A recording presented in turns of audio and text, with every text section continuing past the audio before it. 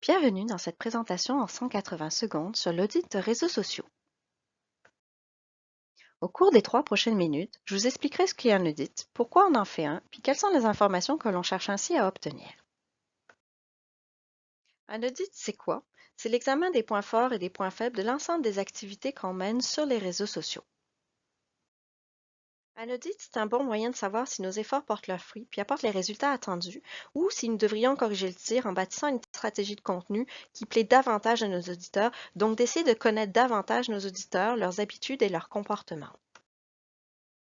Réaliser un audit des réseaux sociaux, c'est pas très compliqué. C'est sûr qu'on peut faire des audits plus approfondis, mais pour celui-ci, si vous savez où se trouvent les statistiques sur les différents médias sociaux, vous allez pouvoir le compléter assez facilement. La première étape consiste à lister tous les comptes associés à son blog ou à son site. Vraiment tous les comptes, ceux que vous avez également ouverts et dont vous ne vous servez jamais.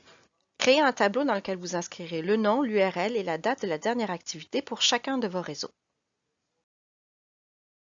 Ensuite, on va continuer à remplir le tableau en notant pour chacun des réseaux sociaux le nombre d'abonnés, le nombre de personnes que l'on suit, la fréquence et le type de publication qu'on a fait au cours, par exemple, des 6 derniers mois, le taux d'engagement et les interactions que ces publications ont suscité. On va également essayer d'identifier des moments particuliers. Si, par exemple, on a fait des concours, si on a fait des campagnes publicitaires, si on a lancé de nouveaux produits, c'est important de le noter dans le tableau pour avoir un portrait global complet de nos activités.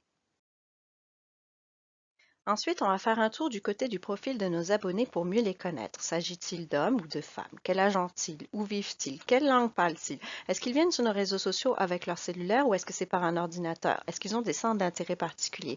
Finalement, est-ce que ce public-là est le public qu'on avait ciblé? Vous savez, les fameuses personas. Sinon, on va devoir modifier notre contenu pour être capable de mieux rejoindre ce public qui finalement nous suit déjà.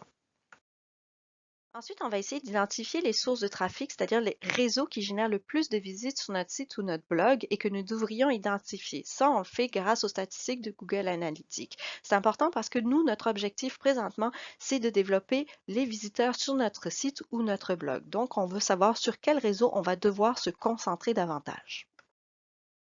Ensuite, essayez de comparer avec vos compétiteurs, 4 ou 5 principaux compétiteurs, pour voir ce qu'ils font de mieux que vous, puis surtout pour voir qu'est-ce que vous pourriez faire différemment pour vous distinguer des autres.